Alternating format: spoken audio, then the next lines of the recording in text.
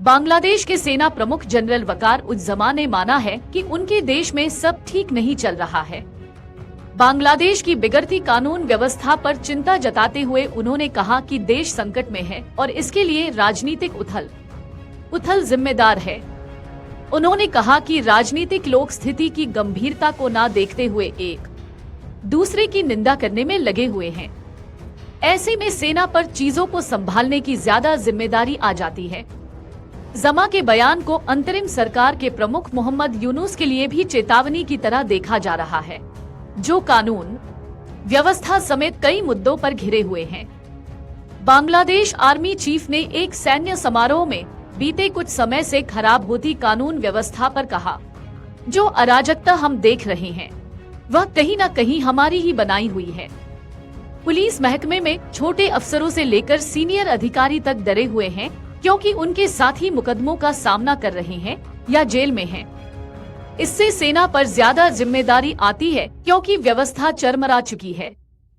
समाज में लगातार गहराती खाई और हिंसा से बांग्लादेश की संप्रभुता खतरे में पड़ रही है। बांग्लादेश के आम नागरिकों से जनरल वकार ने शांति की अपील करते हुए कहा, अगर आप आपस में लड़ते झगड़ते रहेंगे तो फिर देश की स्वतंत्रता और अखंडता खतरे में पड़ जाएगी। ऐसे में जरूरी है कि आम लोग शांति लाने में योगदान करें।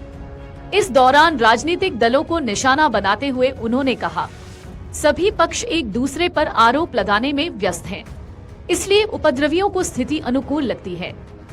उन्हें लगता है कि वे कुछ भी करके बच निकलेंगे। इससे ये हो रहा है कि शेख हसीना सरकार को गिराने वाले छात्र नेतृत्व वाले आंदोलन की उपलब्धियां भी खतरे में हैं। बांग्लादेश में चुनाव पर जमा ने कहा, शुरुआत में मैंने कहा था कि चुनाव कराने में 18 महीने लगेंगे। हम उसी रास्ते पर हैं।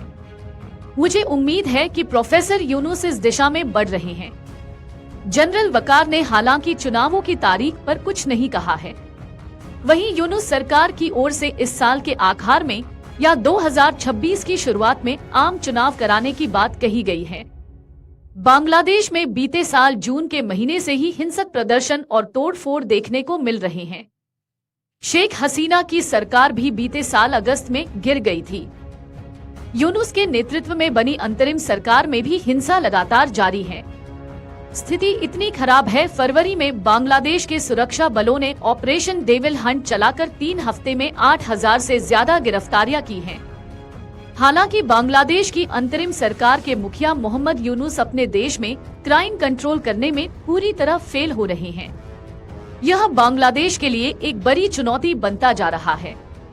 देश में हिंसक अपराध बढ़ रहे हैं, जिससे लोगों में डर और गुस्सा बढ़ रहा है।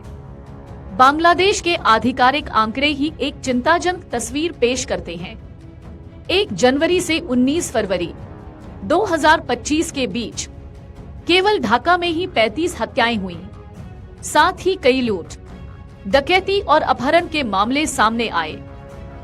बढ़ते क्राइम ने पुलिस को सुरक्षा बढ़ाने और अधिक सतर्क रहने के लिए मजबूर कर दिया है। सरकार की प्रतिक्रिया निराशाजनक रही है। अंतरिम सरकार के गृह मामलों के सलाहकार मोइनुद्दीन अब्दुल्ला ने संकट को कम करके बताया, यह कहते हुए कि कानून और व्यवस्था की स्थिति संतोषजनक है। उनके बयान ने जनता में और भी संदेह पैदा कर दिया है। बांग्लादेश एक महत्वपूर्ण मोड़ पर है, जहां सरकारी निष्क्रियता और सार्वजनिक निराशा एक तनावपूर्ण स्थिति पैदा कर रही है। अधिकारियों की ओर से बढ़ते अपराध की गंभीरता को स्वीकार न करने से उनकी विश्वसनीयता को नुकसान पहुंच रहा है और लोग और भी असुरक्षित महसूस कर रहे हैं। बांग्लादेश के पर्यवेक्षकों को डर है कि अगर जल्द ही ठोस कार्रवाई नहीं की गई, तो सरकारी दावों और सार्वजनिक वास्तविकता के बीच का अंतर केवल बढ़ेगा और शासन और सामाजिक स्थिरता दोनों को नुकसान पहुंचाएगा। अगर आप ये वीडियो YouTube पर देख रहे हैं तो हमारे चैनल को सब्सक्राइब कर बेल आइकन दबाएं और Facebook पर देख रहे हैं तो हमारे पेज को लाइक करें। 8 मिलियन प्लस सब्सक्राइबर, आपके इस भरोसे के लिए बहुत धन्यवाद।